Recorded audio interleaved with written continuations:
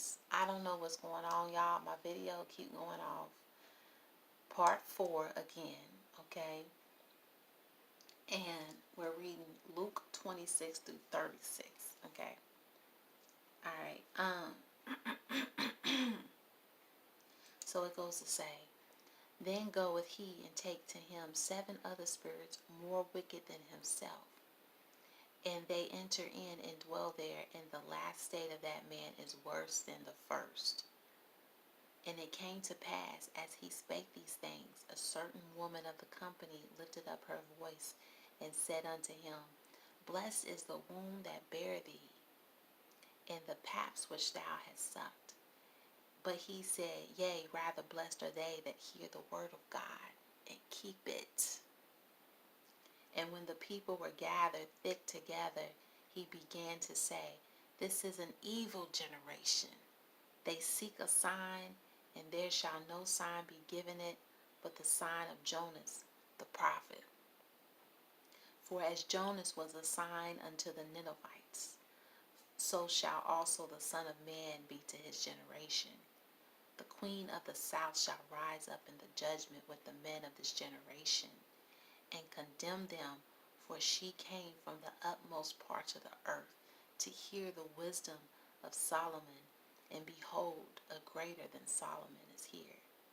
The men of Nineveh shall rise up in the judgment with the generation, and shall condemn it, for they repented at the preaching of Jonas, and behold, a greater than Jonas is here.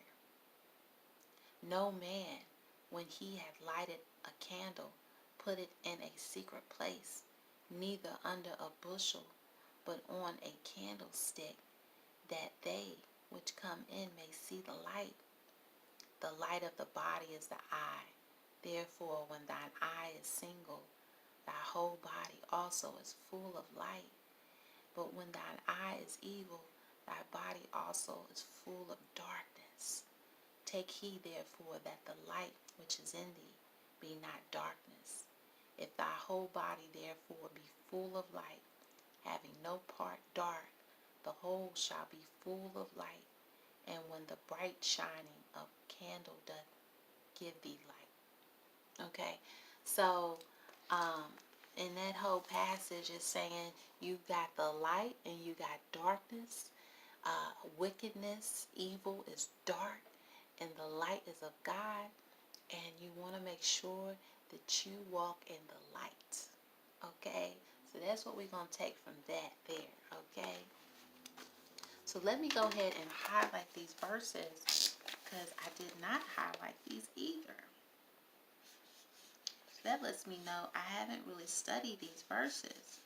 Because whatever verses, and I want to encourage you to highlight your book too, okay? I want to encourage you to highlight your book too.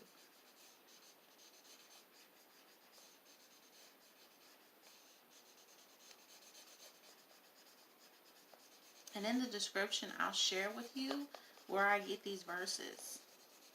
It's a church that I found after many, many years of seeking the truth. Let me tell you, I remember I got caught up with something called the Israelites, okay? And they were not they was who. I didn't quite understand what they were saying because it didn't make sense. And you know, they were saying stuff like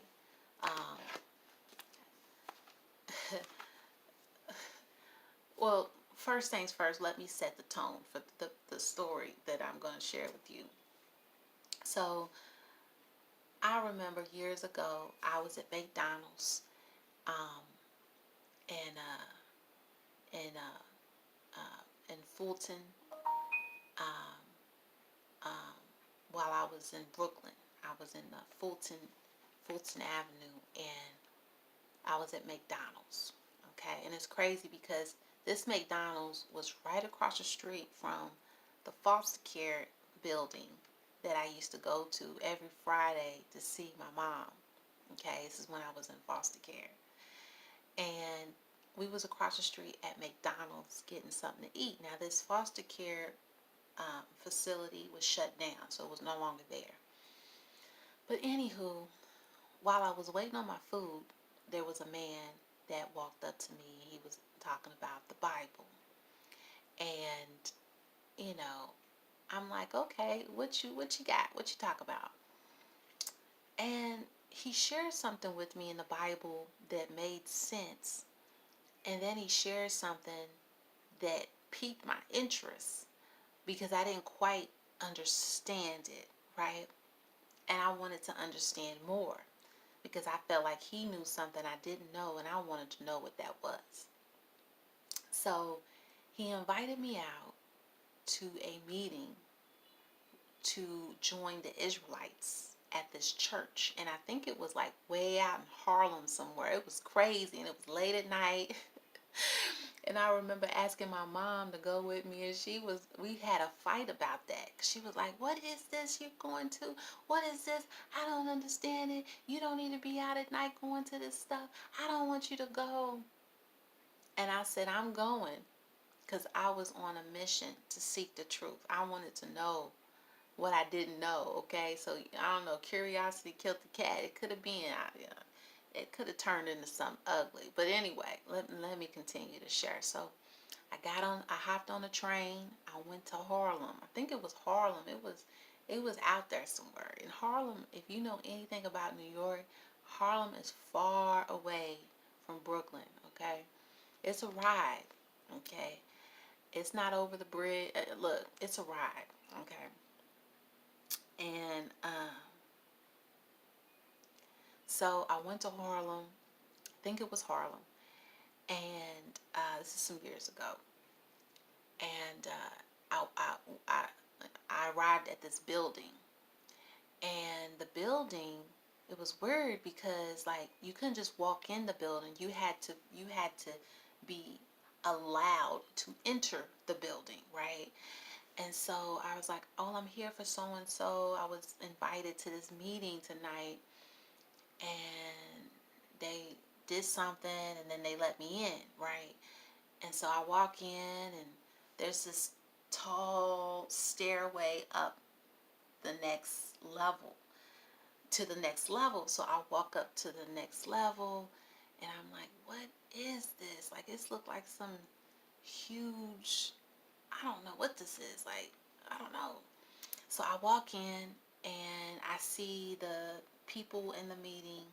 And I'm like, "Okay, I'm where I need to be at. Okay, good." So I get there and it's like they look like they're, I don't know, the way that they're set up looks like they're like in Rome somewhere. Like they got the clothes and the attire. And I'm just like, golly, they look like kings and queens up there, right? I'm like, okay, all right, there's nothing wrong with that. Okay, I'm just here to learn and figure out what this thing's all about.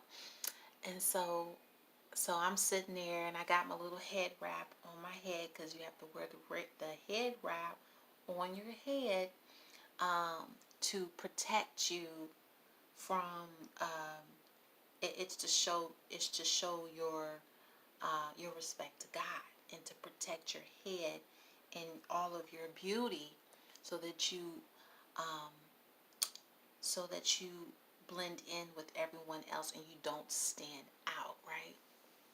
And so I had that on my head. While you're worshiping God, you want to have this heading on this, a cover over your head, okay? It could be a hat, it could be a scarf, it could be whatever. The men don't have to wear anything, but the women do. So I had my scarf on, and I didn't really understand it then, but I had my scarf on, okay? And